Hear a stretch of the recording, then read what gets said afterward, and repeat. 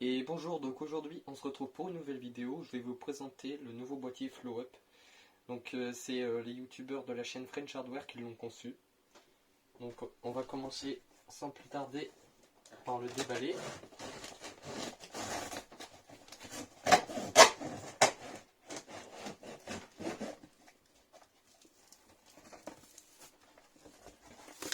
Donc c'est un boîtier moyen tour, entrée de gamme.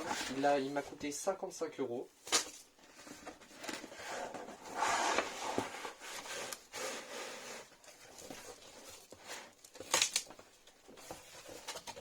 Je l'ai pris en couleur blanche. Donc maintenant en couleur blanche il coûte beaucoup plus cher. Je crois qu'il coûte 84 € vu que en gros ils en ont plus beaucoup. Ils avaient moins de blanc que de noir. Mais moi je le trouvais plus beau en blanc. Et puis il coûtait que 5 € au tout début. Il coûtait que 5 € de plus que le noir.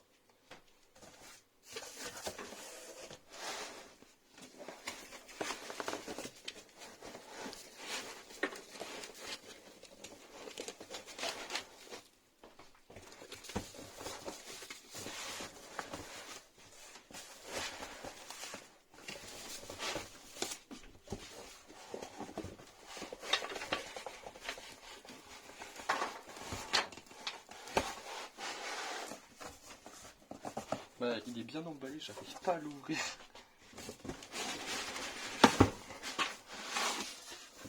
Ok.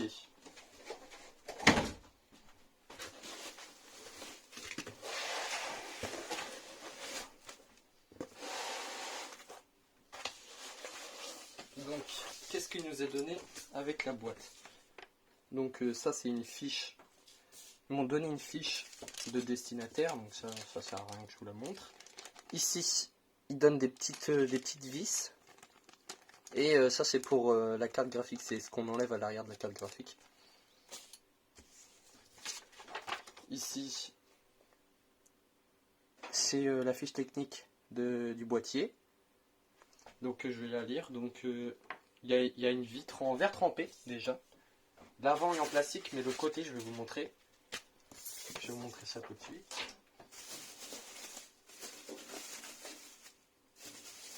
Il y a deux ventilateurs ici sur ce boîtier. Il y a un port 3.0 et une bande LED RGB sur l'avant du boîtier.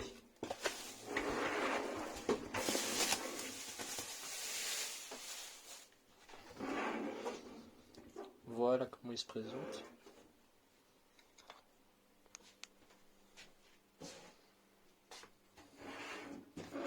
Donc je vais enlever ça.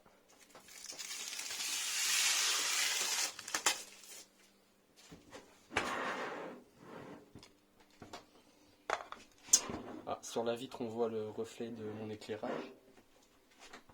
J'espère que ça va pas déranger à la vidéo. Hop là, le film plastique.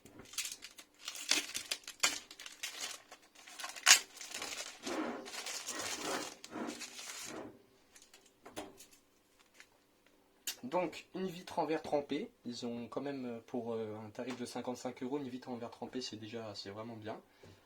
Sur le dessus, il n'y a pas de comment dire pour mettre les water cooling. Il n'y a pas de trou pour mettre le water cooling. Je suis même pas sûr qu'on puisse en mettre un. Peut-être ici à la place du ventilateur.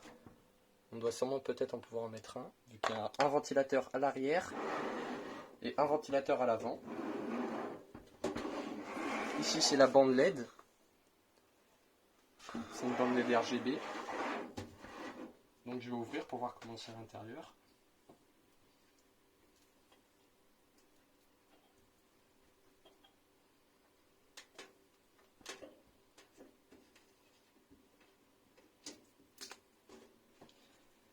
Donc ce boîtier il peut aussi accueillir des cartes graphiques de longueur allant jusqu'à 30 cm je crois. 30 cm 8 je crois. 30 cm 5 plutôt. Si je me rappelle bien c'était ça.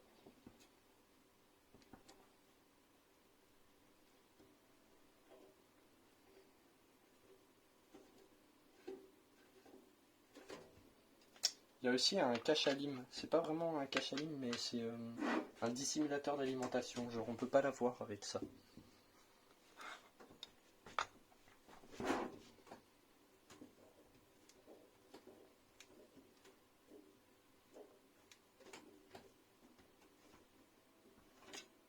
hop là.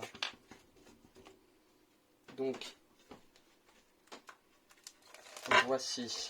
Il y a aussi un film plastique à l'intérieur du boîtier pour la vitre en verre trempé. Donc c'est un boîtier ATX et micro ATX. Ici il y a le petit ventilateur, RGB aussi. Là c'est l'emplacement pour carte graphique. Ici c'est l'emplacement pour l'alimentation, qui est caché du coup par ça. Et devant, ici il y a un ventilateur.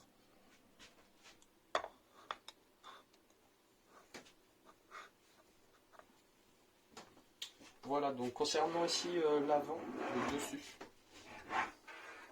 ici, il y a un bouton on-off, logique. Il y a un bouton pour gérer la LED de devant, je pense que c'est pour ça. Il y a un USB 3.0, USB 2.0, 2.0, une prise casque, une prise micro, et je crois que c'est tout. Donc c'est un boîtier moyen court, je crois qu'il est un peu plus petit que mon boîtier. On va voir ça.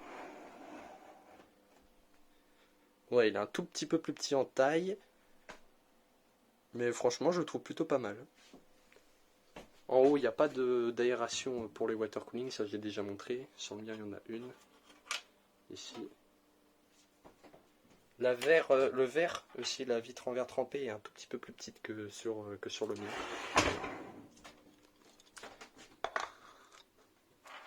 Voilà, donc maintenant on va passer à un montage où je vais monter un PC dessus. Donc je vous retrouve juste après avoir monté le PC dedans. Et voilà, donc on se retrouve après avoir monté le PC. Donc vous pouvez voir les LED à l'arrière. Les ventilateurs du PC sont très silencieux. Il n'y a que mon ventirail AMD qui fait un peu de bruit. Mais sinon, ce ventilateur et le ventilateur qui est à l'intérieur, c'est super silencieux. La bande LED RGB de devant, on peut la contrôler avec ce bouton. Il y a plusieurs modes. Je ne les ai pas encore tous faits. Voilà. Donc le câble, au niveau du câble management, faut faire passer la prise CPU par ce côté, vu qu'on peut pas la passer par le cache d'alimentation derrière. Donc en gros, elle doit passer juste là. Je sais pas si on la voit ici. C'est ça, le câble là qui remonte et qui passe là-bas. Donc franchement, c'est pas super gênant. Ce que j'ai trouvé un peu plus gênant, c'est vraiment un des seuls points négatifs du boîtier, parce que franchement le métal dessus et tout, il est bien. Devant c'est du plastique, mais bon, un peu comme sur tous les autres PC, c'est pas une grosse vide non plus devant, mais pour ce prix là on va pas trop en demander. Mais franchement c'est un bon métal, et on a déjà une vitre en verre trempé devant. Donc le seul souci que j'ai trouvé, c'est le cache alimentation, mais comment dire, juste ici en gros. On voit l'alimentation, bon ça c'est pas grave, j'ai une belle alimentation, les câbles sont gainés. Mais le seul souci, c'est que juste devant l'alimentation, il y a tous les câbles, il y a même les câbles du front panel qui passent ici et tout. Et j'ai eu un souci aussi avec les câbles du front panel. Le on-off, le bouton on-off est passé. Genre, je sais pas si c'est que sur le mien ou si c'est un problème de fabrication. Mon bouton on-off est le bouton reset. Donc au début, j'ai branché le bon bouton, le bon câble on-off sur ma carte mère au bon endroit on-off. Et puis, à chaque fois que j'appuyais dessus, ça ne voulait pas fonctionner. Du coup, j'ai dû utiliser un petit tournevis, mon tournevis pour faire la jonction et allumer le PC manuellement. Je l'ai allumé, j'ai rebranché le câble pendant qu'il était allumé, j'ai appuyé sur le bouton on-off du PC et ça a redémarré mon ordinateur. C'est à ce moment-là que j'ai compris que le câble pour on-off était finalement le reset. Du coup, j'ai inversé les deux. Et maintenant, ça a fonctionné. J'ai appuyé sur on, il s'est allumé. Là, si j'appuie encore sur on, il va s'éteindre. Donc voilà. Donc franchement, à part ce petit souci qui m'a un peu cassé la tête pendant quelques minutes, il est super beau. Moi, je le trouve personnellement, il est vraiment beau, genre en blanc. Après, c'est une de mes couleurs préférées. Je le trouve plutôt pas mal. Avec le petit ventilateur à l'arrière et tout ça. Donc voilà. C'était juste ça, le petit souci, mais bon. Sinon, il y a beaucoup de points positifs. Il est silencieux. Le métal, ça va, il est de bonne qualité. La vitre, on a la chance d'avoir une vitre. Donc voilà. Sur ce, j'espère que vous avez bien aimé la vidéo. N'hésitez pas à vous abonner et à lâcher un pouce bleu. Et on se retrouve pour de prochaines vidéos. Au revoir.